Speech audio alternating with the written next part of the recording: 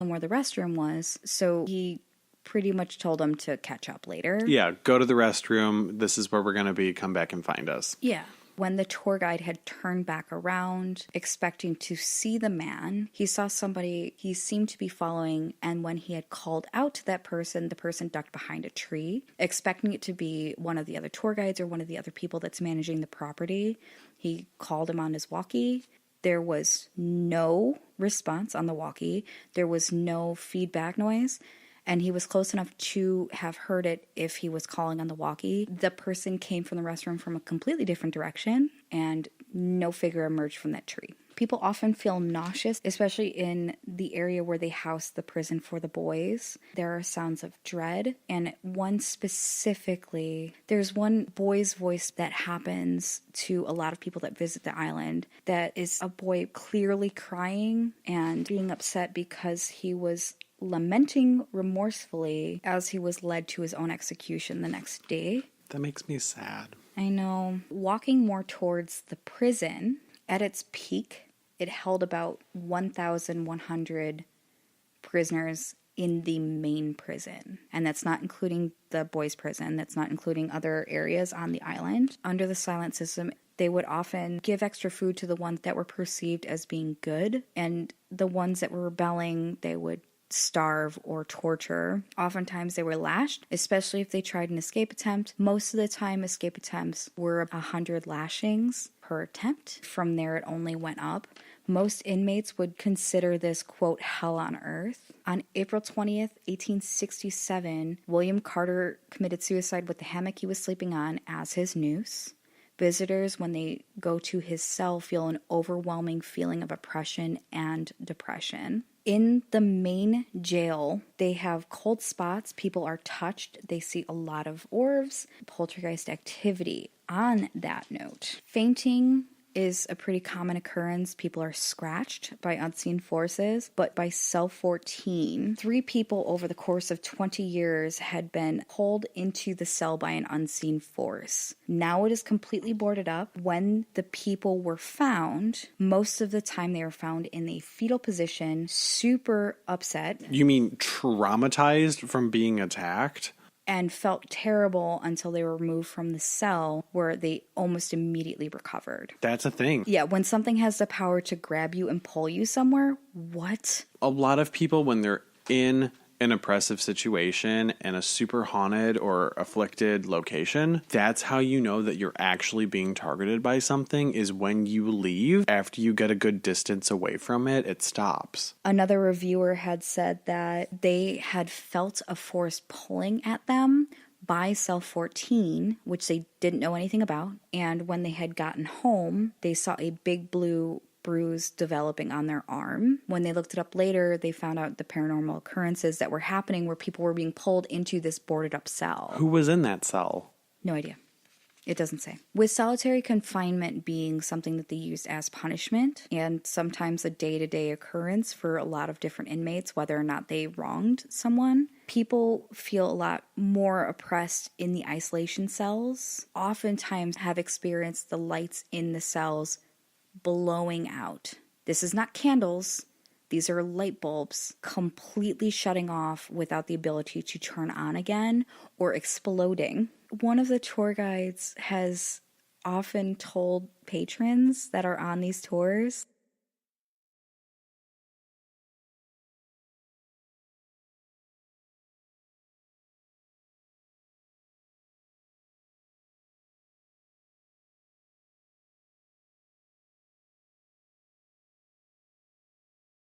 because of the asylum on the property and because of the silent system, it's said that a lot of mentally ill prisoners haunt the whole of the island, which is maybe a reason for the poltergeist activity. That makes me really sad. And some people think that the disturbances in the officers' old households might also be due to this because they're mad at them and are looking for their spirits.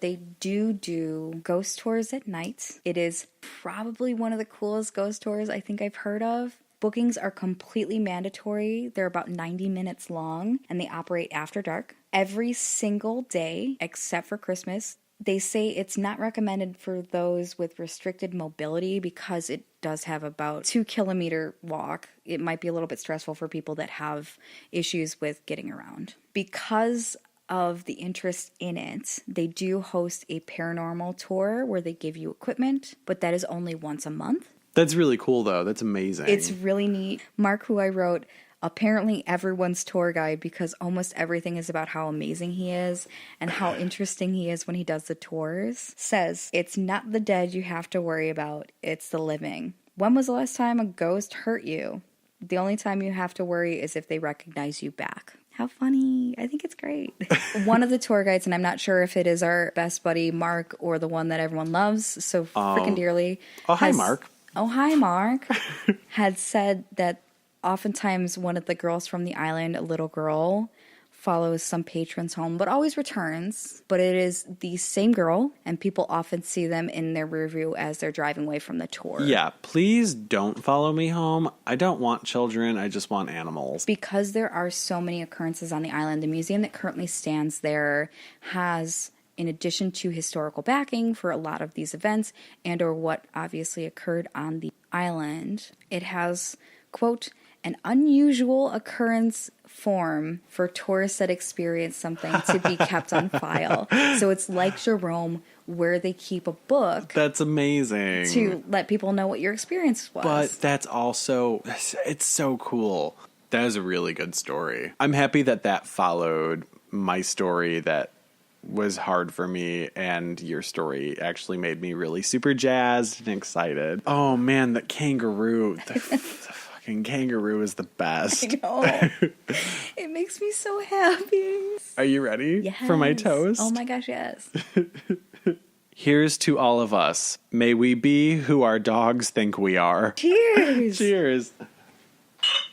With that being said, you can cheers with us on Facebook at Shots in the Dark Pod. That's right. We're also on Instagram, where we are Shots in the Dark Podcast. You can find us on both Snapchat and Twitter at Shots in the Dark P. And our email address is shotsinthedarkpodcast@gmail.com. We love hearing from people. It'd be super great if you can go onto iTunes and rate and review us. It does help other people find us, and it helps us grow our community, which we love. We did finally start our Patreon, which hopefully will help us not only grow our particular podcast and help to recuperate costs, but also to help the community as well. So if you decide that our Patreon is something that you want to become a part of and be a supporter of, you can feel really good about that decision. From both of us here at Shots in the Dark, We hope we've left you shaken. not stirred.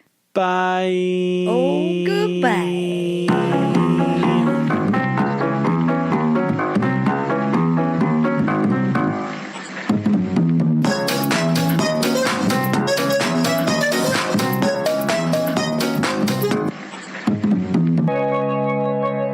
I calm one tit and I leave the other one crazy for parties. And fiend.